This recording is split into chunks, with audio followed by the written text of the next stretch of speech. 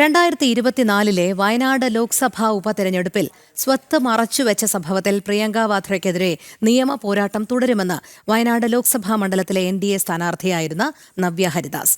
ഹൈക്കോടതിയിൽ നവ്യ നൽകിയ ഹർജിയിൽ പ്രിയങ്കയ്ക്ക് നോട്ടീസ് അയച്ചിട്ടുണ്ട്.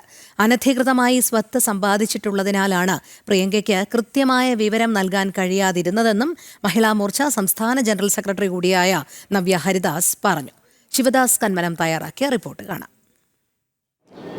വയനാട് ലോക്സഭാ മണ്ഡലത്തിലെ ഉപതെരഞ്ഞെടുപ്പിൽ അനധികൃത സ്വത്ത് സമ്പാദനത്തിലും സ്വത്ത് മറച്ചുവെച്ച സംഭവത്തിലും അന്ന് NDAയുടെ സ്ഥാനാർത്ഥിയായിരുന്ന നവ്യ ഹരിദാസ് ഹൈക്കോടതിയിൽ കേസ് നൽകിയിരുന്നു. ഈ കേസിൻ്റെ കൂടുതൽ വിശദാംശങ്ങൾ നമുക്ക് ഇപ്പോൾ അവരോട് ചോദിച്ചറിയാം. ഇപ്പോൾ നവ്യ ഹരിദാസ് തന്നെ നമ്മളോടൊപ്പം ചേരുന്നുണ്ട്. എന്താണ് അന്ന് പ്രിയങ്ക വാദ്രയ്ക്കെതിരെ നൽകിയ കേസിൻ്റെ ഇപ്പോഴത്തെ സ്ഥിതി? അന്ന് ഞങ്ങൾ നൽകിയിരുന്ന കേസിൻ്റെ ഫസ്റ്റ് ഹിയറിംഗ് ആണ് ഇന്ന് നടന്നിട്ടുള്ളത്. ഇന്ന് ബഹുമാനപ്പെട്ട ഹൈക്കോടതി ഞങ്ങൾ നൽകിയിരിക്കുന്ന പെറ്റീഷൻ ആ ഫയലുകളെല്ലാം സ്വീകരിച്ചിരിക്കുകയാണ്. അതുകൂടാതെ ശ്രീമതി പ്രിയങ്ക വദ്ര നേരിട്ട് ഹാജരാകണമെന്നുള്ള സമ്മൻസ് ഇന്ന് പുറപ്പെടുവിക്കും.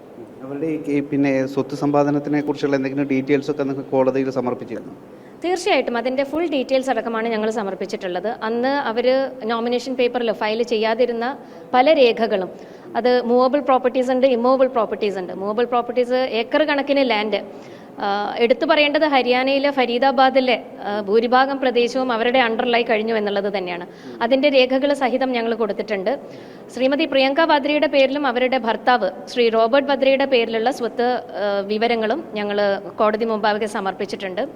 അത് കൂടാതെ ഇമ്മൂവബിൾ പ്രോപ്പർട്ടീസ് എന്ന് പറയുമ്പം നിരവധിയായിട്ടുള്ള ഇക്വിറ്റി ഷെയർസും മ്യൂച്വൽ ഫണ്ടുകൾ, ഷെയറുകൾ, അത് കൂടാതെ നിരവധി കമ്പനികളുടെ ഓഹരികൾ തുടങ്ങിയിട്ടുള്ള വിവരങ്ങൾ, അതൊക്കെ അതിൻ്റെ കൃത്യമായിട്ടുള്ള രേഖകൾ സഹിതം ഹൈക്കോടതി മുമ്പാകെ സമർപ്പിച്ചിട്ടുണ്ട്. സ്വത്ത് മറച്ചുവെക്കാൻ കാരണം ഇങ്ങനെ അനധികൃതമായി സമ്പാദിച്ചത് കൊണ്ടായിരിക്കുമോ? തീർച്ചയായിട്ടും. ഗാന്ധി കുടുംബം എന്ന് പറയുമ്പോൾ തന്നെ നമുക്കറിയാം, ഓരോ ഇലക്ഷനെയും നേരിട്ട് ജനങ്ങളെ കബളിപ്പിച്ചുകൊണ്ട് മുൻപോട്ട് പോകുന്ന ഒരു സാഹചര്യമാണ് ഇന്നുള്ളത്.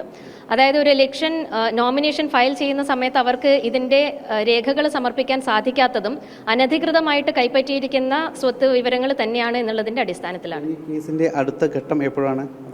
അത് നെക്സ്റ്റ് ഓഗസ്റ്റിലേക്കാണ് അടുത്ത പോസ്റ്റിംഗ് വന്നിട്ടുള്ളത്. ക്യാമറാമാൻ മനോബിനൊപ്പം ശിവദാസ് കന്മനം, ജനം, നിലമ്പൂർ.